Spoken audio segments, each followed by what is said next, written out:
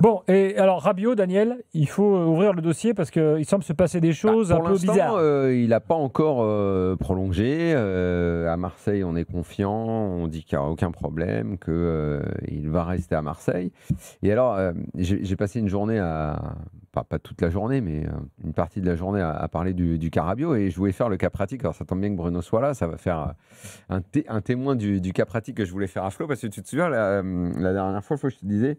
Parfois, quand on cherche à avoir des informations comme ça ou que les gens te parlent, tu dis tu crois ou tu crois pas. Et de quelle façon tu dois croire ou pas. Et en matière de transfert, c'est pire. C'est pire. Hein, Bruno, les agents, ça vous arrive d'essayer de nous mener en bateau, de nous raconter des cracks. Bon, pas toi, parce qu'on se connaît, mais bon. Et alors, sur Rabiot, première chose qui m'arrive, Rabiot, vous savez qu'il a une très très bonne relation avec Max Allegri, qui est donc redevenu l'entraîneur de Milan. En gros, il se kiffe, machin, tout ça. Et la première, alors je mets un faux entre guillemets, qui arrive, c'est Rabiot téléphone très souvent à Max Allegri parce qu'il veut revenir à Milan. Mais Milan a des vues sur un autre milieu de terrain, pas sûr qu'ils veulent le prendre. En gros, on me fait comprendre, alors je ne vais pas dire les noms, je vais dire les entourages. C'est comme ça qu'on dit, les entourages. On m'a dit, Max l'aime beaucoup, Rabiot a très envie de revenir pour bosser avec lui. Autre champ de vie, je change de balcon, je me mets au balcon de l'OM. C'est Max Allegri qui harcèle Rabiot et qui l'appelle et qui veut absolument le récupérer parce qu'ils s'entendent super bien et qui l'un aime l'autre et bref, ils s'aiment beaucoup. Le harcèlement, il est dans le sens de Milan qui veut récupérer Rabiot et Max Allegri qui veut récupérer Rabiot. Donc, tu crois qui ? Je pose la question à toi, à Flo, à Bruno. Moi, je sais que moi, j'ai envie de croire l'OM parce qu'à l'OM, on ne m'a pas menti, on ne m'a jamais Milan menti. qui ne joue pas de la Coupe d'Europe, la saison prochaine.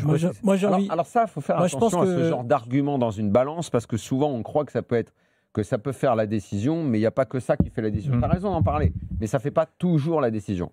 Donc, moi, c'est factuel, ça. J'ai conclu ma journée en me disant, écoute, à Marseille, on ne m'a pas menti jusque-là, donc je vais croire entourage OM et que donc Rabiot va rester, puisqu'en plus, Milan a des vues sur un autre milieu de terrain, mais je voulais votre avis là-dessus et sur la difficulté de notre métier en période de mercato. Avant votre avis, juste Aurélien, rapidos, donne-nous le score final, ça vient de se finir entre la France et le Portugal. Ouais, petit bras les Bleus, mais 0-0, prochain match samedi contre la Géorgie, les jeunes Géorgiens qui battent la Pologne 2-1 en ce moment.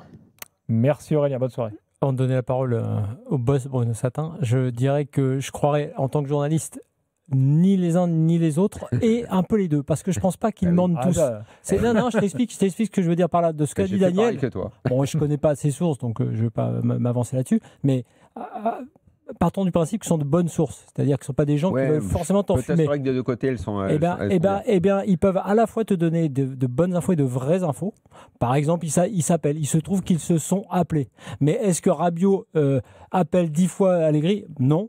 Est-ce que Max Allegri appelle Rabiot ? Oui, il l'a peut-être appelé. Est-ce qu'il le harcèle ? Non.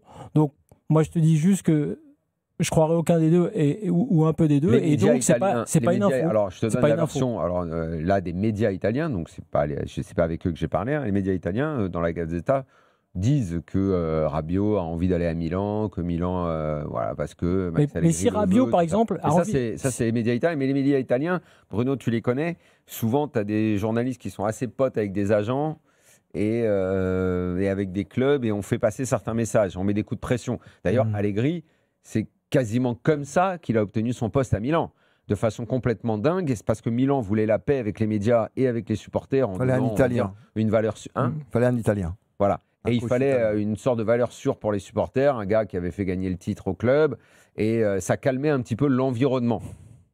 C'est des modes de gestion qui, moi, me paraissent un petit peu bizarres, mais qui peuvent exister. Bon, après, il y a toute une partie sans doute de séduction, mais enfin, bon, jeudi ou vendredi dernier, la première page, pleine page de la Gazzetta, qui est plutôt un journal sérieux sur le foot en Italie, la pleine page, c'est l'appel de Milan pour Rabiot, quoi. C'est-à-dire... Allegri attend Rabiot, quoi. Oui, donc, je l'ai vu, j'ai été là-bas le jour de ce... Voilà, donc bon, alors effectivement c'est assez gros, quoi. Après il y a l'aspect contractuel, c'est-à-dire que je ne pense pas que Rabiot ait signé que pour une seule saison l'année dernière. Il a plutôt signé pour 2 saisons avec la possibilité de se libérer Oui, on s'il sait le qu'il a une souhaite. clause. Oui, il a une clause pour Voilà. se libérer et que c'est avantageux pour le club qui Pour réussira à se libérer. quasiment rien. Voilà. Donc, Bon, là, il est en vacances, Rabiot, il est à Ibiza. Il est rassurant avec l'OM. Moi, je crois, je me trompe peut-être, mais je crois à la version de l'OM qui dit que Rabiot veut rester et qu'il va rester. moi, Mais on est obligé de souligner qu'il y a une autre je crois version. plutôt à cette version-là, mais Moi aussi.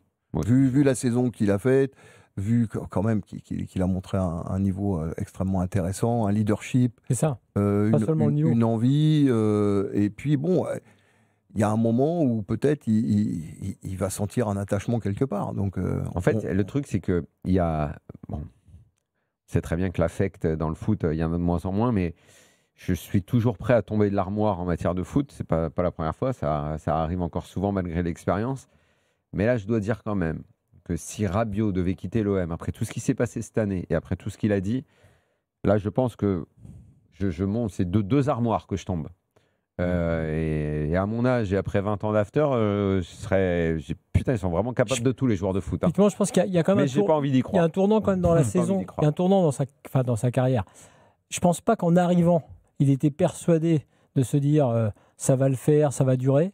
Et je pense vraiment qu'il s'est passé une alchimie, un truc qui a fait qu'on a vu un autre Rabiot aussi, comme disait Bruno, pas seulement sur le terrain, où j'ai trouvé évidemment très bon et évidemment l'un des meilleurs en Ligue 1, dans cette Ligue 1-là en tout cas. Attention, ce ne sera pas la même histoire en Ligue des Champions. Non, justement. Est-ce que tu l'as vu avec les Bleus dans le match contre l'Espagne? C'est pas baladé. Mais moi, je parle d'autre chose. Je parle de ce qui est important à l'OM. La capacité à résister à la pression, déjà. Alors là, lui, Oui, là. là-dessus, il est blindé. Ensuite, l'attachement, effectivement, et la façon qu'il a eu de se servir même de catalyseur pour les supporters, de lien entre le coach et les autres joueurs, de prendre le vestiaire à témoin, de le secouer aussi quand il y a eu des soucis. Je pense que tout ça, on l'a pas vu souvent faire ça quand même à ce point-là. Donc c'est en ce sens que je me dis, ce serait vraiment un dommage déjà qu'il quitte l'OM. Et effectivement, je pense qu'aujourd'hui, il est plutôt dans l'optique d'y rester. Je conclus, encore une fois, je l'ai dit, je le redis, je ne crois pas à la version. Maintenant, les médias italiens foutent une vraie pression de dingue sur... Et d'ailleurs, les médias italiens foutent une vraie pression sur l'OM, globalement. Parce qu'ils en ont fait beaucoup sur De Zerbi. Vu le turnover de coach qu'il y a, et ce besoin, ou en tout cas cette volonté d'avoir des coachs italiens, on a l'impression que ça y est, maintenant tous les coachs étrangers au rencard, il n'y en a plus un qui est bon, même si tous les coachs de la nationale, ils n'arrivent pas à faire gagner la nationale, et c'est pourtant tous des Italiens. Il n'y a carrément personne qui y va. Donc maintenant, personne ne veut y aller. Donc, on est dans un paradoxe été le total. pays des grands coachs, et il n'y a plus personne.